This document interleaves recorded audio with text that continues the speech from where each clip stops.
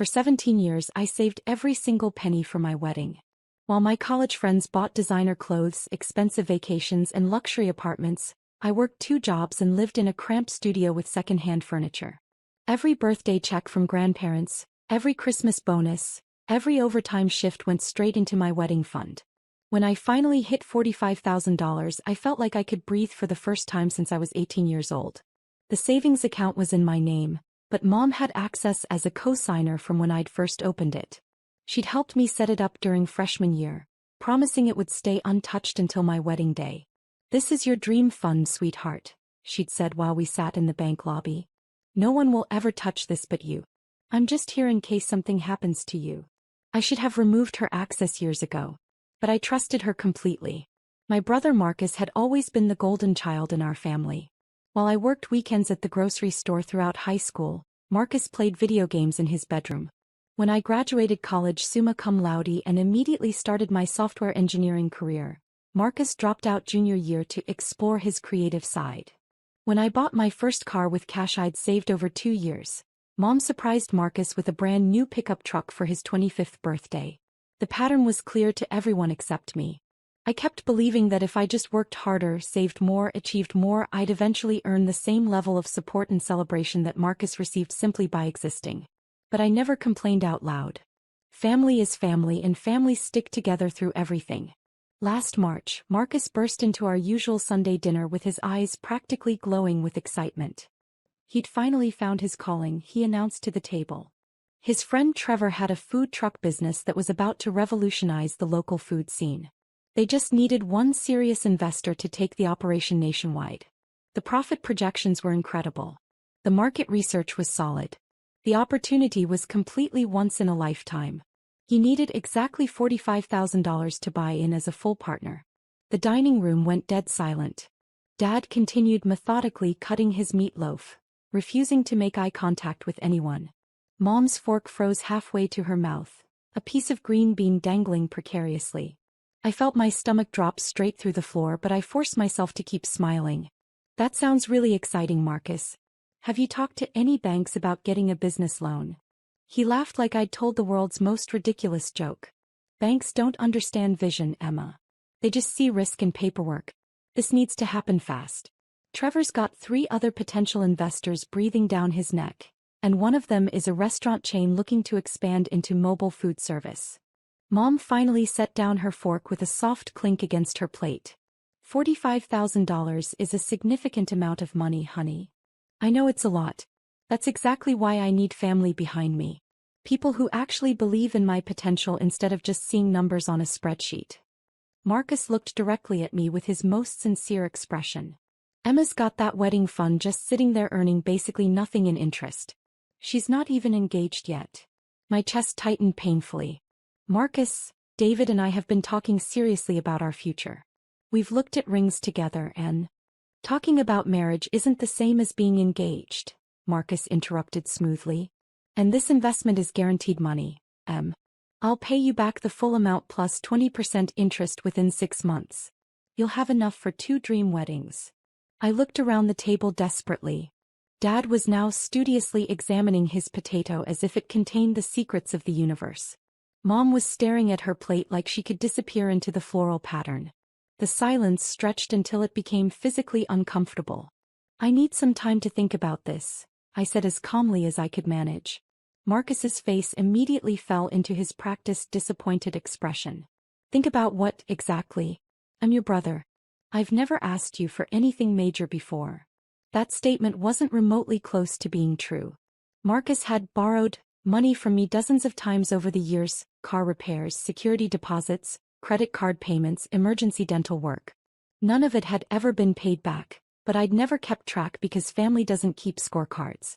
The conversation awkwardly moved on to other topics, but I could feel Marcus's disappointment radiating across the table for the rest of the meal. Every time I glanced in his direction, he looked wounded and betrayed. When I finally left that evening, Mom walked me out to my car in the driveway. "You know, sweetheart, Marcus really has struggled to find his path in life. This could genuinely be the opportunity that finally gets him on his feet financially. Mom, that money represents 17 years of saving. It's literally every spare dollar I've earned since I was 18. I know, baby, and I'm incredibly proud of how responsible and disciplined you've been with money. But you're only 28 years old. You have plenty of time to save again. Marcus is 31 and he's been floundering for years. He needs this chance now while he's still young enough to build something meaningful. I drove home that night with her words echoing endlessly in my head. Maybe she was right about everything. Maybe I was being selfish by hoarding money while my brother struggled. Maybe this was what real family loyalty looked like, sacrificing your own dreams to lift up the people you love. 3 days later, while I was in a morning meeting at work, my phone buzzed with a text from Mom. Talked to the bank this morning. Transferred the funds to help Marcus get started. You're going to be so proud of your little brother when this takes off. I excused myself from the conference room and immediately called the bank. Mom was absolutely right. My account balance was now $847.32, just the minimum required to keep the account open. When I called Mom, she sounded genuinely excited and proud. Oh honey, I just knew you'd understand once you had time to process everything. Marcus was so worried you'd be upset, but I told him you'd realize this was the right thing to do for the family. You're going to make so much money back on this investment. Mom, you didn't ask me for permission. Well, I knew you'd say yes once you thought about it properly and got past the initial shock. You're not a selfish person, Emma. You're the most generous and family-oriented person I know. I sat in my car in the office parking lot after that phone call and cried for 20 straight minutes. Then I wiped my face, reapplied my makeup and walked back inside to finish my workday. What was done was completely done, and there was no point in creating family drama over money that was already spent. Over the next 3 months, I watched Marcus's social media accounts fill with photos documenting the food truck's transformation. The vehicle was absolutely beautiful, sleek black exterior with neon green lettering, state-of-the-art kitchen equipment, professionally designed logo and branding. Marcus and Trevor looked incredibly happy and optimistic in every single photo they posted. The grand opening was scheduled for early June, and the local food bloggers were already generating buzz. At our next family dinner in May, Marcus gave me the biggest hug I'd received from him in years. Emma, you are genuinely the best sister in the entire world. This business is going to be absolutely incredible. You'll get your full investment back plus the 20% interest by Christmas, exactly like I promised. I smiled and nodded enthusiastically. What other response was there? But privately, I was starting to panic about my financial situation. David had been talking more seriously about proposal timelines, mentioning that he wanted to plan something special for my 29th birthday in September. I needed to figure out how to explain the missing wedding fund without admitting that I'd made what might have been a terrible financial decision. Instead of panicking, I decided to take a completely different approach to the problem. The following Monday morning, I walked into First National Bank and sat down with Jennifer, a mortgage specialist I'd researched online. I'd been casually thinking about buying a house for several years but had never felt financially ready to take that step. Maybe it was finally time to explore my options. I'd like to discuss my options for getting a home loan, I told Jennifer professionally. Absolutely. Do you have a specific target price range in mind for your home search? Honestly, I'm not sure what I might qualify for. I've been saving money for a while, but I'm not sure if it's enough for a reasonable down payment in today's market. Jennifer pulled up my credit report on her computer, and her eyebrows raised noticeably. Miss Chen, your credit score is 847. That's truly exceptional. I blinked in surprise. Is that considered good? Most people would be absolutely thrilled with anything over 750. You've got a perfect payment history going back 11 years, excellent credit utilization ratios, good account diversity, and no negative marks whatsoever. She continued scrolling through my financial profile. Your income history shows very steady growth year over year. What do you do for work? I'm a senior software engineer at Morrison Tech. Excellent company with a great reputation for stability. Very impressive. She was typing rapidly into her system. Based on your credit profile, income documentation, and employment history, you'd qualify for up to $2.2 million in financing. The room suddenly felt like it was tilting sideways. I'm sorry, could you repeat that number? $2.2 million in total financing. Obviously, you wouldn't want to max out that amount. I'd strongly recommend staying under $1.8 million to keep your monthly payments comfortable and maintain a healthy debt-to-income ratio. but you've got exceptional borrowing power for someone your age. I stared at her in complete shock. In 17 years of obsessive saving and financial discipline, I'd managed to accumulate $45,000.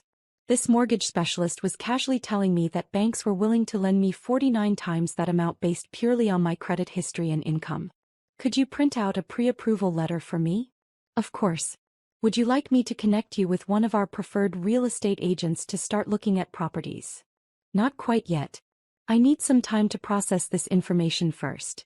I drove home that evening with the pre-approval letter sitting on my passenger seat, my mind completely spinning. I'd always been extremely conservative with money, living well below my means and saving aggressively. I'd never taken on any debt except my fully paid-off student loans and car payments. I had no idea that this careful financial management had given me access to this level of borrowing power. That weekend, David and I went to brunch with my parents and Marcus, just like we did most Sundays. The food truck business was progressing well, Marcus reported enthusiastically. They'd had some really busy days downtown, though the unpredictable spring weather had been challenging for outdoor dining. Revenue was building slowly but steadily, exactly as they'd projected. These things always take time to build momentum, Mom said supportively. Rome wasn't built in a day after all. Marcus nodded earnestly. Absolutely. Trevor keeps reminding me that year one is always about building the customer base and establishing our brand. The real profits start flowing in years 2 and 3. I noticed that he didn't mention anything about paying me back by Christmas as originally promised, but I kept my mouth shut about it. After brunch, David suggested we walk through some of the open houses in Mom's neighborhood. It was a beautiful historic area with tree-lined streets, carefully maintained Victorian homes and excellent schools. Everything in the area had always seemed completely out of my financial league. Just for fun, David said cheerfully. It's always nice to dream about what we might want someday. We wandered through a gorgeous Victorian house that was listed for $1.2 million. The place had original hardwood floors, intricate crown moldings, a completely updated gourmet kitchen, and a master suite with a clawfoot bathtub. It was absolutely perfect in every way imaginable. Can you imagine actually living somewhere like this? David whispered as we stood in the sun-drenched living room with its bay windows and built-in bookshelves. I pulled the pre-approval letter out of my purse and silently handed it to him. David read the letter once. Then he looked at me with confusion. Then he read it again more slowly. Emma, what exactly is this document? I applied for a mortgage pre-approval last week. Just to see what we might realistically qualify for. This says $2.2 million in approved financing. I know what it says. This is your individual approval? Just your name? Yes, just mine. David stared at the letter like it was written in a foreign language. Your credit score is 847? Apparently so. Emma, do you understand what this actually means? We could buy this house. We could buy this exact house, furnish it completely, and still have money left over for renovations. I looked around the beautiful room again, taking in the bay windows, the original built-ins, the gorgeous architectural details. 6 months ago, I'd thought my $45,000 wedding fund represented a small fortune. Now I was holding a letter stating that banks were willing to lend me millions based entirely on my financial track record. I had absolutely no idea, I said honestly. That evening I called the listing agent and submitted a formal offer on the Victorian house. It was accepted within 6 hours. The next Sunday at our regular family dinner, I mentioned casually that David and I were in the process of buying a house together. That's absolutely wonderful news. Mom exclaimed. Where are you looking? Actually, we're already under contract. The Victorian on Maple Street, you know, the one with the blue shutters and the wraparound porch. Dad nearly choked on his wine. Wait, the old Hendricks place? That just went on the market last month. It did. We close escrow next month. Mom was staring at me with a confused expression. Honey, that house is extremely expensive. The purchase price is $1.2 million, I confirmed. We got pre-approved for the mortgage without any issues. The silence that followed was absolutely deafening. Marcus was the first person to speak. Hold on, you got approved for a $1.2 million mortgage? How is that even possible? Good credit score, stable income, solid employment history. The bank seemed to consider us a very safe lending risk. But Mom looked genuinely bewildered. How will you possibly afford the monthly payments? Those have to be enormous. About $4,800 per month after our down payment. That's well within our comfortable budget range. Your budget? Marcus's voice was getting noticeably higher. Emma, you work at a tech company. Exactly how much money do you make? David squeezed my hand supportively under the table. Emma's been extremely successful in her career progression. But she just gave me her entire life savings 3 months ago, Marcus continued, his voice rising. If she had access to this kind of mortgage money, why did she? He stopped mid-sentence, his face turning bright red. Mom's expression was rapidly shifting from confusion to something much sharper and more calculating. Emma, when you gave Marcus that investment money, you told us it was all your savings. I never said it was all my savings, Mom. I said it was my wedding fund, which it absolutely was. But if you can afford a $1.2 million house, then I clearly didn't need that specific wedding fund to get married, I finished calmly. David and I can have the wedding we want without that particular money. The table fell completely silent again. I could practically see the mental calculations happening behind everyone's eyes. Mom finally spoke, her voice strained. Emma, are you saying that you're wealthy? I'm saying I've been extremely careful and disciplined with my money for a very long time. I live well below my means and save aggressively. The bank considers me an excellent credit risk based on my financial history. Marcus was staring down at his plate. I had absolutely no idea about any of this. Why would you have any idea? We don't typically discuss our detailed finances as a family. But Emma, Mom's voice was getting more strained, if you have access to this much money, why did you make such a big deal about the wedding fund? The question hung in the air like a challenge. David's hand tightened protectively on mine. Because it was never about the money, Mom. It was about being asked for permission before someone made financial decisions with my assets. I pulled out my phone and showed them the real estate listing photos. This is what we're buying. We close on July 15th. You're all welcome to visit once we're settled in. The professional photos were absolutely stunning. The house looked even more beautiful than I'd remembered, and the photography highlighted every perfect architectural detail. Dad let out a low whistle. Emma, this place is practically a mansion. It's a 4-bedroom house with original character. Perfect for the family David and I want to build together. I stood up and kissed everyone goodbye politely. Thanks for dinner, Mom. See you all next Sunday. David and I walked out to our cars, leaving behind a table of completely stunned family members. As we drove away, I noticed Mom's car pulling out behind us. She followed me all the way back to my apartment building. Emma, wait, she called as I got out of my car. We really need to talk about this. I turned around slowly. Mom looked absolutely frantic. Honey, I don't understand what just happened back there. What specifically don't you understand? If you have enough money to buy $1 million house, why didn't you just tell us no when Marcus needed that investment money? I looked at her for a long moment. Because you didn't ask me if I wanted to give Marcus that money. You just took it from my account and told me afterward that I should be proud.